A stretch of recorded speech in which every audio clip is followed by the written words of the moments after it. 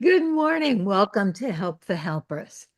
And it's a wonderful morning, the first Monday in March, uh, to learn more about nonviolent communication. Boy, do we need that. Yeah. So, Mhm. um, you all know Charles Herr, and Charles and I go way back to Oh when, yeah. way back, right? Actually, you were the one who brought me into focusing. Really? Yeah, at Gouverneur Hospital after 9/11. That was what, 2002 or something like that. Wow. Wow. It's a long time. And it was wonderful to meet you, Charles, and to meet the people that you were supervising. And it was very, I still remember that. And Charles has been doing community work and thinking before I even really sank my teeth into it. And he has help the helpers think further about community and our lives in the world. And so, welcome, Charles. Thanks so much, Lynn. It's been a nice, long collaboration. Um, oh, let me see if I can put on my AirPods at this point. They needed to be charged. Can you hear me okay? Is it okay this way? Perfect. This is okay? Or should I try to find my No, no, AirPods? this is fine. Now, actually, I have my iPod here. Okay, so I'll just say a few words. Um, I remember about NBC and focusing. At one point, Gene was bridge, the practice of focusing with other practices. And I mentioned NBC, and he said, "Oh, NBC, that is focusing. That's not bridging anything. That's just our community." Basically, he saw NBC so close that it wasn't even worth mentioning bridging with My NBC. goodness. Although are some differences, and he sometimes would ask me about them. Uh, one of the biggest ones, I think, was that he had thought that only focusing would say a statement with the intention of getting back a contradiction. Gene Rose said, you say it and then you expect to be corrected. But that, in fact, is part of NVC as well. You never tell a person what they're feeling and needing. You make a guess. And then it's up to them to say, oh, that's right, or no, that's not right, or whatever. So I think he was very pleased to know that and focusing was not the only practice in the whole world that invited a correction. But anyway, I want to the one presenting is the jackal meets the body, and I think first we need to meet the jackal. So all of us probably have a person that we really gets us going, and we can think of all kinds of nice names for them, like idiot or fool or worse, right? So that's a great place to start. We don't want to suppress or deny the part of us that feels angry and wants to make judgments, so forth. In time, we will be transforming those judgments into what our needs are. I think one of the most brilliant things that Marshall Rosenberg, who developed or created nonviolent communication, said that when we're making a judgment about someone else, it's really an alienated way of expressing a need that we have or a value that we have. But we make it about them and them being bad and them being not how they should be. But underneath it, there's a need that we have to have the world be in alignment with certain things that matter to us. And we express it by saying, you're so such and such. Underneath it, we're really wanting something. We're needing something. We need, and implicit in our judgment often is a request, but we don't always make the request in a way that's invites the person to empathize with our need. So we'll get into that in a second. I want to say that it takes a while actually to really in nonviolent communication. Some people have argued that it takes about 2 years to just sort of get a basic sense of it, and about 5 years to really kind of master it.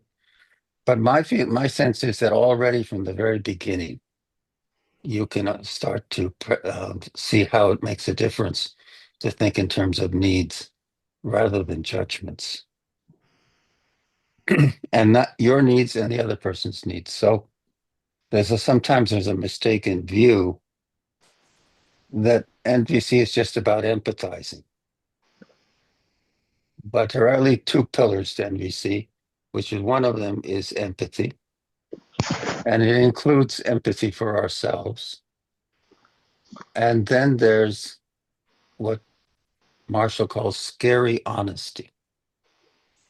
That means we make ourselves vulnerable by sharing what matters to us and what we care about. And but it is affirmative. We're very clear about what our needs are, and we don't soft pedal them. We don't soft pedal our needs in NVC. We were very clear about them, but we don't say them in a way that blames or judges the other person. We affirm what our values are and what is important to us. So one thing that in time opens up to me for me is a sense that there's a different universe that we inhabit or embody when we're focused on needs rather than judgments. It's a radical shift, and these are some of the. I'm just going to outline some of the basic differences between a world organized around what judgments or jackals and nonviolence, which Marshall used the giraffe as a symbol. With a nonviolent communication, he said, because the giraffe is so tall, such perspective, is wise, and also has the biggest heart of any land animal. So that was his reason for the giraffe. Not that giraffes themselves are actually so nonviolent all the time, but that's another matter. Okay. So when we're in the world of jackal, the question that preoccupies us and what we have big arguments about is whose fault is it, who's to blame, and who is right. And we spend a lot of time in that world trying to say, I'm right, you're wrong, it's my fault, your fault, my bad, your bad, whatever we say. And the point here is that we're trying to win. We're trying to win. I've had conversations with people say, how do we convince people who are MAGA people to change their views? Well, no, don't go in trying to change your views. Try to go in to understand and have a conversation. And don't try to win. Try to get to mutual understanding. That's a very different approach. Okay. So the favorite words of the jackal is should and deserve and punish. And so the ways of influencing other people under the framework of the jackals, which is also quite authoritarian, is to use threats, punishments, and even rewards. Rewards can be a form of manipulation too. And so you get cooperation through coercion of various kinds, material or psychological, and to try to exercise power over the other person. That is a whole universe, and it's one that we're all probably quite familiar with. and is very much part of our world. So Marshall developed a whole other way of carrying on relationships. And the principal idea is, how can we together make life more wonderful? That was essential. So instead of going from who's going to win, how can we find solutions, strategies, ways that meet my needs and your needs? Not meeting my needs by sacrificing your needs, or meeting your needs by sacrificing mine. But how can we find a way that our needs get met mutually and that we enjoy it? That it's a form of enjoyment and play, to work together to see what we can do to make life happier for both of us. And of course, one important step is establishing an empathic connection where we really can feel and sense what the needs are of the other person or the other group. Marshall would even say that that's the hardest part, is for each side to recognize the needs of the other side. Once we got there, finding strategies is relatively easy. But so long as we have a view of the other person as an enemy, it's almost impossible to find an answer that works.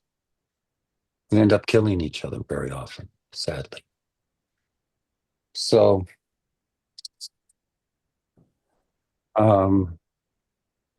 okay. Oh, and this is an interesting phrase. We take responsibility with nonviolent communication, and that phrase is summarized as, well, in the jackal, it's usually I because you. I blame you. You're the one who's at fault. I'm this way because of you. But in NVC, we always say, no, I'm this way because of me, because of the needs that I have. That's why I'm this way. Not because of anything you did, but because of the fact that I have needs, and they're important to me. I'm not blaming you or making you responsible for my needs, but I'd like you to understand what they are. Again, that's a shift. I think, although, and then another big difference is that uh, and this can't always be the case, I think. Marshall did think that there was a role that sometimes, when in certain situations, force was needed to protect life. But generally we make requests. So we distinguish that from demands. But what's the difference? It isn't in how nicely the person asks for something. They might say, "Oh, would you please do da da da da da?" And then when you don't do it, they get angry and they punish you. And so that wasn't a request, right? That was a demand. And they're going to try to make you do it. A request is, would you be willing to do this? And if the person says no, you say, oh, I see. And then you try to empathize with what the need was behind their saying no. Why did they say no? We get to be curious, and actually a no becomes the beginning of a conversation, not the end of one, ideally. We get to be curious and interested in, well, why is that person saying no? They don't have to say yes. I mean, unless we use threats or force. So we try to shift to being empathic with the no, but also to continue to dog for our needs. That's the other thing. We're not giving up what we want. We're not saying, oh, okay, let's just do what you want. We're not becoming a doormat. We're really struggling to find a way to get our needs met. That's still important. That doesn't stop being important. Okay, so that's a little outline of the difference between approaching a relationship where we want to win and get our way, as opposed to making a connection and finding solutions that are satisfactory to both sides. Why don't we pause there and see if there's anything that comes up for people around that? Does that make sense? Does that, is there, are you have questions? Is that even feasible? I'd like to open it up for questions, discussion.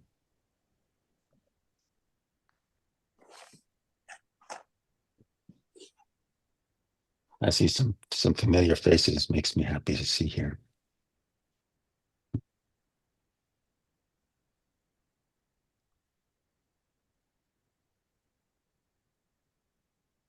Yeah, go ahead, Lenore. Leonora. Yeah. Yeah. Mhm. Hi. I'm just curious. I find it very difficult.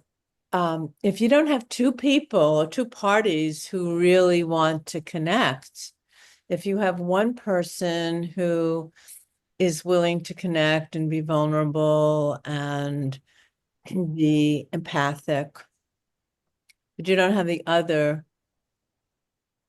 it's really, how do you move forward? It's like what's happening in our world today, right? How do you move forward when one is just stuck in being an aggressor and the other isn't? Right. Okay. Actually, interestingly, one of the things that attracted me to nonviolent communication is that Marshall says you don't have to have the other person uh, in agreement with being nonviolent. You can begin, you can initiate it through the way you listen, the way you empathize, the way you try to understand.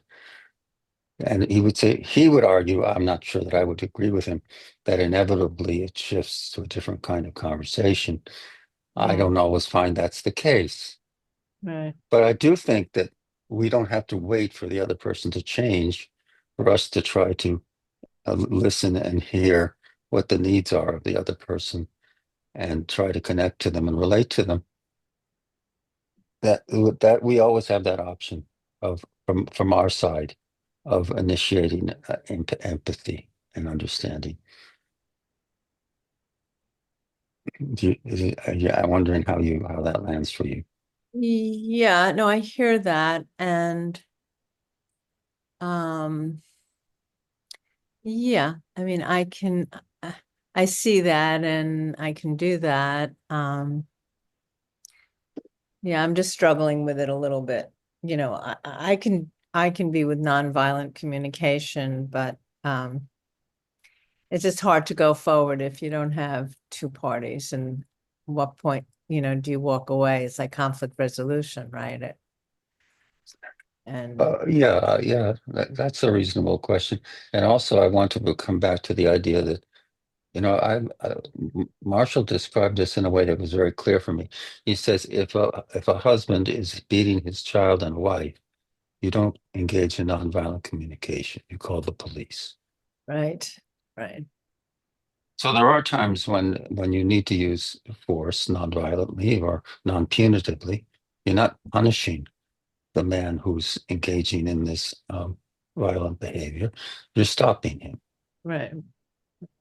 And then when he's in some place where he can't be of harm, you can have a conversation and say, well, what was that you were trying to achieve by this behavior?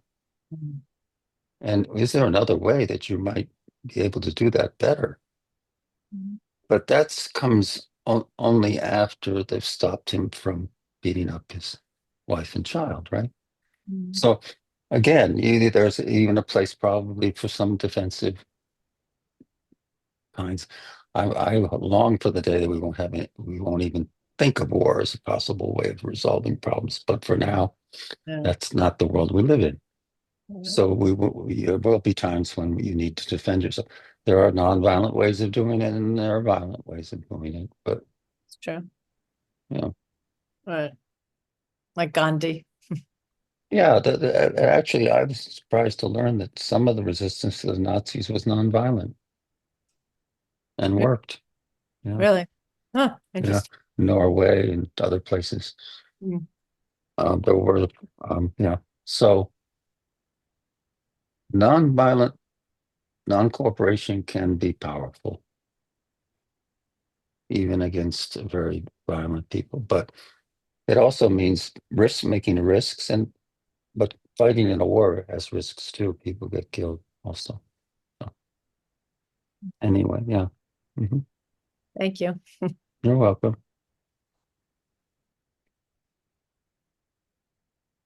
Oh my goodness, what time it is? Lynn, were you raising your hand? I muted myself obediently, and then But I, who was when I telling you was to? Who speaking, was telling you to do that? there's a little note in the chat, please mute yourselves, and I was very Really? obedient. Well, because there was noise that was interfering. Oh, Anyway, okay. I'm so I sorry. see. I But see. I see. that is very it's also very symbolic that we might be trying to communicate and we might be muted. That the Yeah, that's a good symbol right, metaphor. right. I mean that the words that we're using are not the words that the other person can hear. Right. And we Right. think that we're speaking to them, but but we're not. I love the line in Gene's fitting in and pouring out article where he says what you're saying is what the other person receives.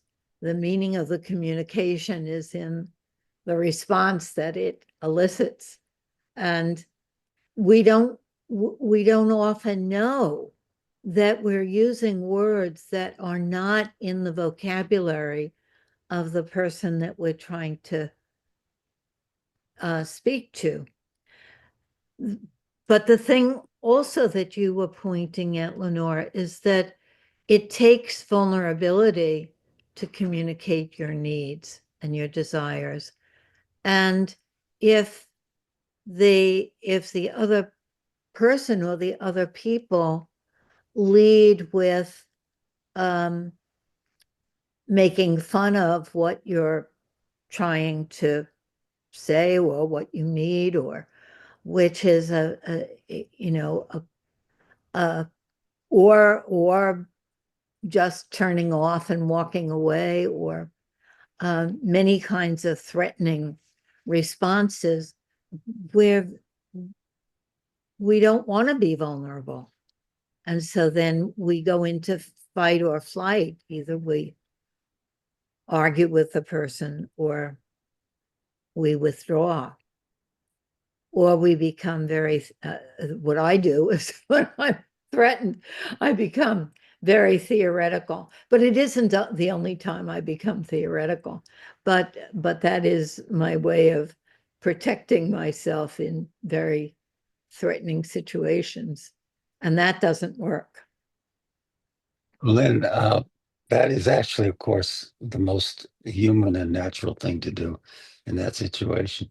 I think there is an option of pausing and becoming curious why the other person is acting that way. Right. I think that that's where focusing comes in, that Yeah, gives us that yeah, idea space or that, yeah, that we can see what we're feeling, and we could take a moment and we can right. withdraw for a moment and then come back, or withdraw for a Self-empathy. week. Give ourselves empathy, give ourselves some empathy for how how painful it is or whatever. Yeah. And at the same time become, once we've done that, because sometimes that's the first step, right? Is to say, what's making these people, they must be uncomfortable. Or there must be some way that what I'm saying is frightening to them or whatever.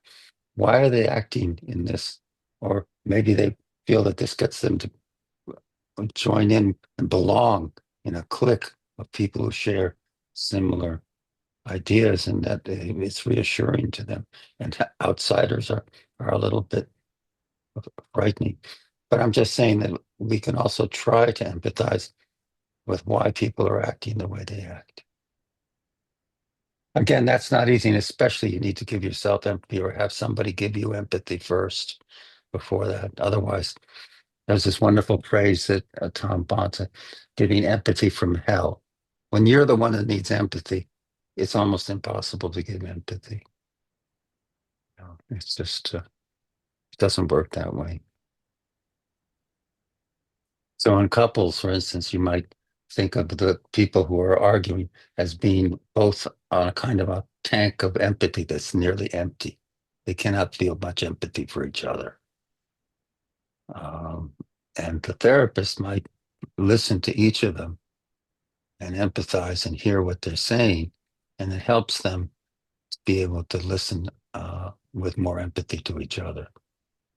There's, I don't know where Rosa is, but in her dynamic facilitation technique, the facilitator would listen without cross conversation at first to each of the parties until they could begin to listen to each other. So that's again, none of these things are 100%, but they're very powerful tools in a way. They can be.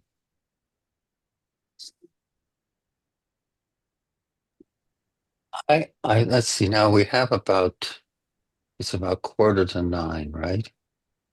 So, hi Rosa, just mentioned you. Yeah. Yeah, I really appreciated what you said, Charles, about that there were successful instances of people using nonviolent resistance to stand up to the Nazis in World War II. And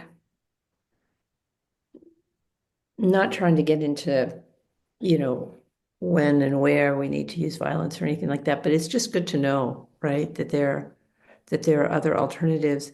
And I guess I just I just want to say that I think empathy is wonderful, and I think communication is wonderful. And I do think that there are times when something like nonviolent activism is called for in order to make certain changes. And actually, I remember now what it was I wanted to say.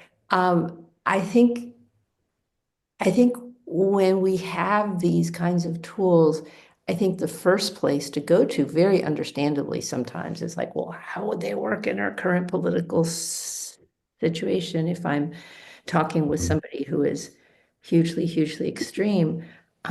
But one of the things I think is important is that they can also be really, really helpful within groups and organizations that are working to create change. Because something that's pretty well known is that, people who are progressive often have a lot of disagreements with one another, and the left has been very divisive in the past. And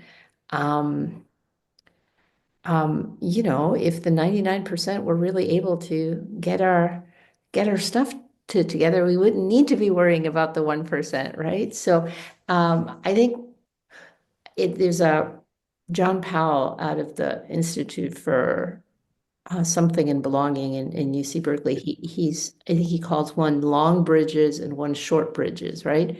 But they're both really important. Like, not everybody has to figure out how to talk to your Trump neighbor, but at least we can figure out how do we talk to somebody who ideally we should be working towards similar goals, and yet we've had a falling out over something. So I'll stop there. Thank you. I remember, and I think it was more than a quip. Marshall said, "You want to see where there's violent communication? Go to the Center for Nonviolent Communication."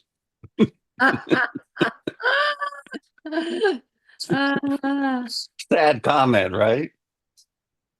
yes. Yeah, but it says what Rosa's been saying. Sometimes it's not with the Trump neighbor but with our fellow social activist or whatever, that we have to find ways to communicate from heart to heart. Yeah. I don't know how to say this exactly, but it feels important to me that we don't assume the us and them in whatever way. So we don't assume that all of the people in Help the Helpers are against Trump. We don't assume Right. That's an important point. that Yeah, that's we are thank the you. us, and there's a them out there that we can't Yeah. talk to. Yeah. Thank you. Thank you. Yes. But I understand that I understand the way that happens. But it's always good. And I taught a class at Gouverneur to the interns, and one of the interns said, "Yeah, well, you're assuming that I share the views of everyone here." And I said, "Oh, yeah, thank you for pointing that out. You know, we should never assume that everyone agrees, because that's kind of putting somebody on the mute button, isn't it?" Uh, and that's not how we're going to be able to get mutual understanding or dialogue, right? Yeah.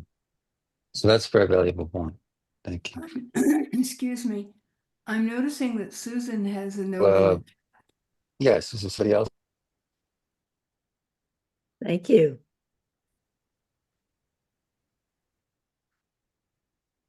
I'm noticing that Susan has a note. Okay, in get the notes. chat. I have not been reading the notes. Oh, okay. I see. Yeah. Actually, that's a very good point, because there's a lot of life in the jackal, right? And we don't, and in nonviolent communication, we like to enjoy, not suppress.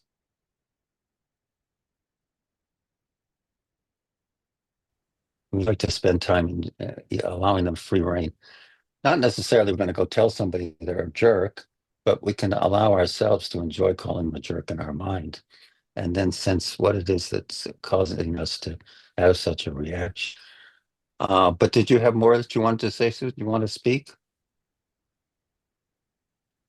You're good? You're good? Okay. All right. There's in fact, we don't, but let me add another point here. We're not trying to suppress anger. If anything, we're trying to connect it more deeply with our own needs so that we can express it more powerfully. Because if we express our anger by just attacking another person, the other person's probably not going to hear where we're coming from in any authentic way. They're going to be want to defend themselves, which is what we usually do. I usually do when I'm first to defend myself. So there's a lot of good energy there that can be used to serve life, and probably everything that human beings do in some way is trying to serve life, I'm guessing. Yeah. Sometimes that the issue with NVC isn't with the needs, it's with the strategies, how we go about meeting our needs. The needs are never bad in and of themselves. And if we have a need that we think is bad, like wanting power, it's usually a strategy to meet a need. If we go deeper, we can see that underneath that what is usually a need, it's a human need that we can all share. We don't really differ on that level. Okay, so now I want to do an exercise, which I think helps to show how needs are something that is in the body. I don't claim that needs are the same as a felt sense.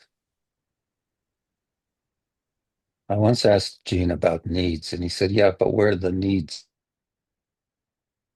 So he was going deeper to the implying, the implying of life, of more life, of living, and not needs. Needs are already in some way secondary or conceptual.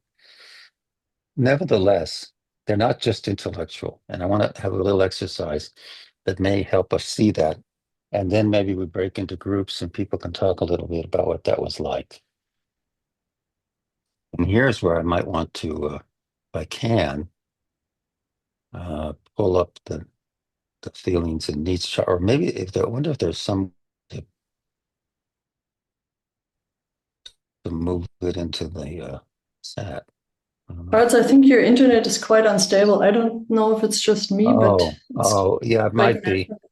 Happens. Let me see. I'll try moving into the living room. Maybe it's closer to the router. That happens, unfortunately. Okay.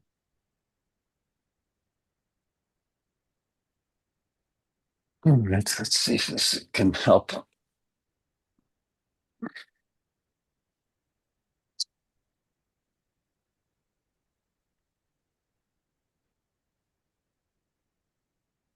See if this room is free or not. I guess it is. Okay. All right. Maybe hope this helps.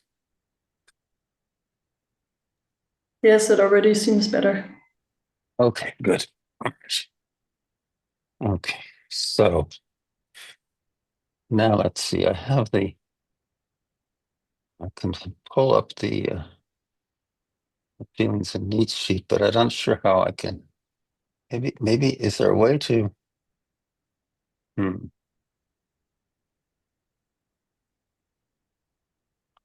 Well, I can put it on. I can move it onto the. I'm not sure how this is going to work. You should be able to share a screen with an individual window. You click on Right, screen, it'll give you a choice of what exactly you want to share. right. I can share. It won't share the whole, but I'd like people to be able to have a copy.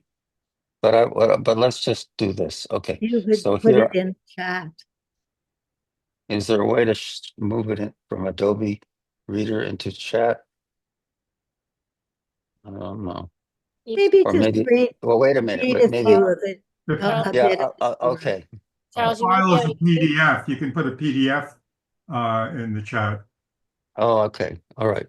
That's Charles, you probably, might be able to. that's what I'll do then. That's what I'll do. I have the PDF.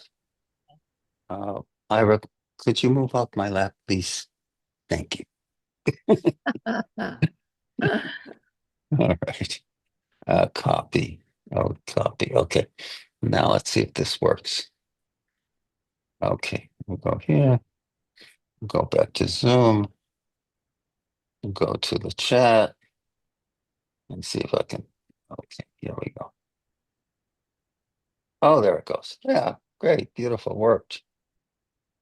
So anybody can click on that and they'll have a copy of one of the things that, I think you might wrong. have to hit return. okay, say returned, like here, send it. I see. Okay, yeah, there we go. Okay, there now, right? That works, right? Yeah. Thank Okay, you, beautiful. Laura. Okay, so actually, one of the things that Marshall did was to say that some people just don't have a language. It's not something that's really fostered that much in our society to express what our feelings and needs are. So he and other people in NVC created a chart, a list, almost like a menu that when people are looking for a word to express what they're feeling, they would have a bunch of choices. And this is the chart that is useful. Are you saying that this is some sort of official chart that Marshall Rosenberg was involved in? He has one in his book. This is a little different. It was developed, I think, by the people here in New York City in Nonviolent Communication. It's similar, but it's generic. As Marshall would say, it's a generic list. So you want to be able to try to be more. You want to come up now? My cat is, he's actually not doing too well. He's getting a little old and he's wanting a lot of comforting. So let's do the exercise, Yes. which is to pick, go through particularly the needs part of the list. There's the feelings and then there's the lower part, there's the needs. It could be something like a need for choice, autonomy, or love, understanding, community, inclusion, whatever need calls to you as a need that you can resonate with as one that really touches you. And when you have that, imagine a situation in which that need is not being met. Bring to mind either a memory or construct it, a situation where that particular need would not be met. You can take a minute or so. And once you have that, I'm going to ask you to sense how it feels inside. What does it feel in your stomach? How does it feel in your body when you imagine a situation where that need is being frustrated or not met? And if you like, maybe you can write it in the chat, or if somebody wants to say out loud what it feels like. Are you asking to feel how it feels when this need is met, or the situation where it's Not met, Not met. We're starting out with a situation where we imagine that this need is not being met and what it feels like in our body. I can share one. Yeah, go ahead. And what's interesting is I started with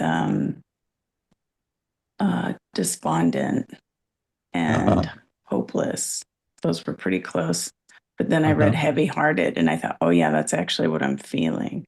So it's interesting how it almost then, the felt sense almost informed Right. the words. That was a good example of combining, I think, focusing with the exercise, right? Because you were sensing into it. And as you sensed into it, you realized that heavy-hearted was much more resonant with the whole sense in your body of what it felt like not to have that need met. Am I right? Yeah. Okay. Well, that's a really beautiful example. And it shows how we can go through almost a focusing process of sensing how it feels not to have a need met. Now, let's do a little shift, maybe a huge shift, and imagine a situation where that need is met. And see if there's a difference in how you feel in your body when the need is being met.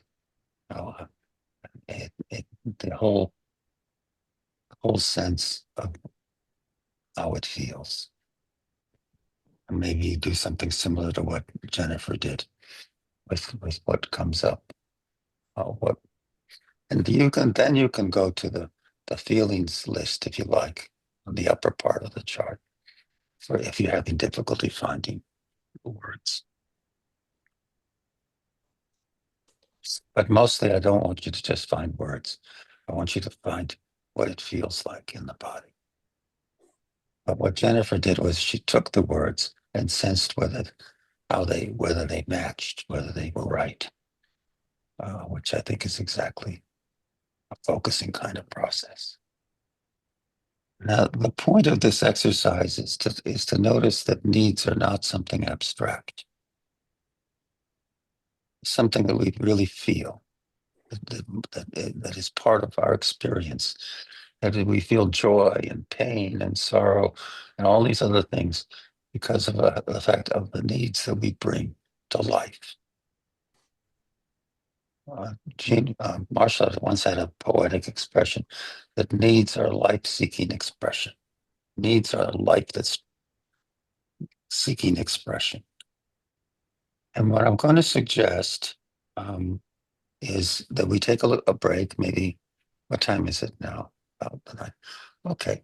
we could take a 20-minute break, air up, and maybe I don't like to make agendas for what people talk about in their breakout groups, because I think people find their own things that are meaningful. But you can certainly use this as a springboard for a discussion if you like. And we'll come back in about 20 minutes. So does that seem okay? Anybody want to say something before we do that? In the breakout room. What's that, Jim? How many people per breakout room? Oh, no more than 3, 2 or 3. No more than 2 or 3. Yeah, that's what I would say. Yeah. 2 can be good. 3 is fine too. 3 is sometimes interesting. And we'll come back at 9:30, right? Yeah, around the 9:32 of that 20, yeah, about 9:30. We're in the bigger space now. And Katharina is here. Oh yeah, here she is. Okay, so Hi, everybody. please, yeah, just go ahead, and anybody who wants, or maybe we'll have somebody to call on people, but Maybe we can all call on. yeah, that's fine. Anybody want to share anything that happened that they would like to? Yeah, I'd just like to say what came forward to me or emerged, was the realization that nonviolent communication does that for me to consider my fear is kind of a first step or something like that. Because if I'm afraid or if I'm very attached to my need of the other person hearing me, well, then I could maybe take care of that first, to reduce the fear.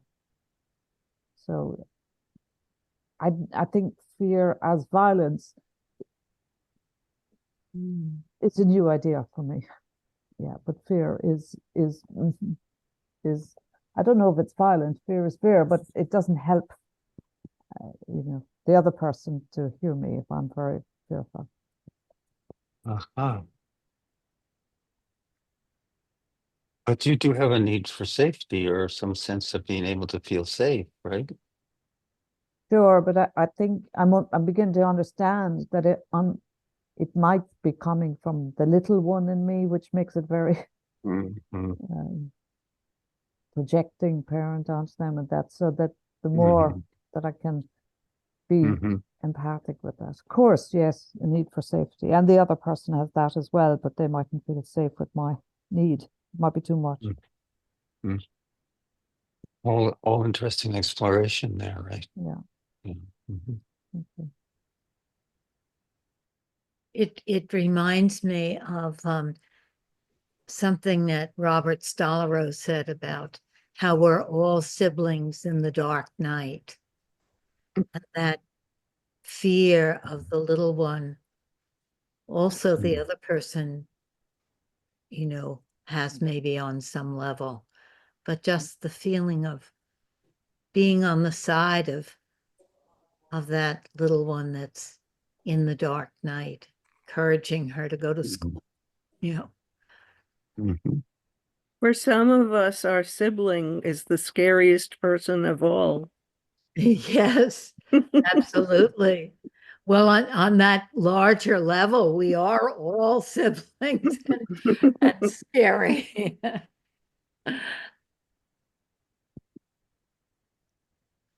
Sort of that interesting whether are we hell, as Sartre says, or are we heaven to each other, or are we both? I would think say Rosa both. was raising her hand. Or why? Oh, go ahead. Go ahead. Oh, thank you, Jim.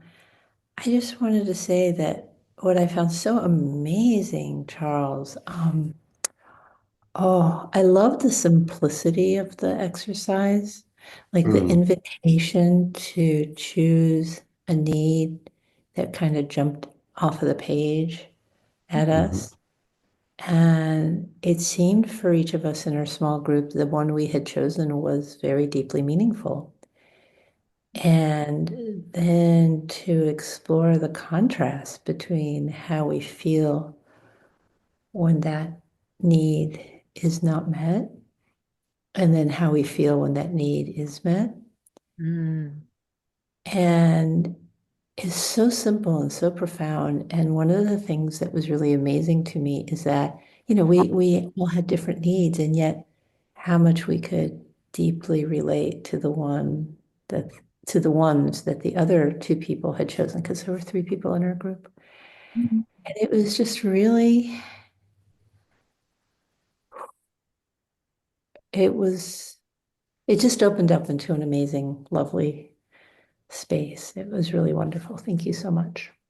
Yeah, I'm glad. I'm glad, because I think that's that's the universe I was talking about that opens up. So, it's a discovery. For me, it was. I mean, anyone else care to say something? Charles, I so enjoyed listening to you. I felt like I was hearing pith instructions, like, um, and then what came up for me and what my partner and I discussed was, for myself, having a habitual way of deflecting my needs to such an extent that I don't know what they are. Ah, mhm. And that it's when I truly believe that as a form of life, we extended it beyond human beings to plants, that Mhm. needs were completely legitimate, that we all Mhm. have needs. Mhm. That creates a shift in me because I no longer need that validation from the person I'm communicating with. Right. I own Exactly. them. Right. Yeah. One reason I like needs more than rights. Rights are sort of a legal thing that we have taken. Needs are not taken away. They can't be taken. They're in us, just like they're in plants or animal. It's life seeking expression, and we can't stop that. We can suppress it, but it doesn't go away. As long as we're living and we're alive, the needs exist in us, and ultimately connect us to others if people are open to that connection. Yeah. There is something to whether others are open to it. Somebody mentioned that earlier. Some people shut down. I shut down for many years. So it didn't seem safe to have needs. I'd like to say something. When you just said that it didn't seem safe to have needs, Charles, it made me think of, because I did that for so long, what happened is my needs came out with a sense of urgency. And that could be alienating to another. And I just had a conversation, a cousin, that I really struggled with this feeling of being, there's something that she's uncomfortable with me. I could feel it. And that's what she named. Like, I felt this in the last few years since COVID, there's been this sense of urgency around the way you express your needs. It took us an hour to get to this, but like, and along with that, I just wanted to add, I've had so much fear to open this conversation with her. I'm thinking of what Pauline said. Yes, I need to address the fear, but I got to the point where, the person who wrote the book, Feel the Fear and Do It Anyway. I got to the point where that's where I was. I was just sitting on this for too long, and that was adding to the pain. And, I feel this sense of freedom, even though I wasn't ultimately validated for the deeper need underneath of like, but I did have the recognition that how different people are in the world, and everyone doesn't have the need to go inside and reflect like I do. I want them to, but they don't all have that need. Yeah, maybe not, or maybe they don't, they're afraid to connect to it. I don't know. I'm not sure. I'm not sure. Hard to say. But you were able to act in spite of the scariness of being honest. And I suspect you felt better anyway, whether not independent of how the other person responded. Yes, yes, Yeah. I did. I did. Shall I do my song? Yes. Oh. Okay. So this is, I'll just see how it comes out. Won't you learn to do a dance? Won't you learn to do a dance? Won't you learn to do a dance with me? It's the dance of life. It's the dance of love. It's the dance of love. It's the dance of life. Won't you do that dance with me? Oh, wait a minute, not quite finished, not quite finished, not quite finished. It's a dance it's a dance I think you know. It's a dance I think you know. It's a dance I think you know. Won't you do that dance with me? Let us light the sky with wonder. Let us light the sky with wonder. Let us light the sky with wonder. Won't you do that dance with me? Oh my God. That's it. Oh. That's beautiful. Thank you. Wow. So, well, thank you all. It's been really nice to share this with you. That song really made me want to do the dance of life with the dolls. Oh, thank you, Lynn. What Okay, an we will let us do so. Yes. Bye-bye, everybody. Bye. Take care. Bye-bye. Thank you so much, everyone. Thank you. Bye. Bye-bye. Bye-bye. Thank you. Thank you so much. Thank you.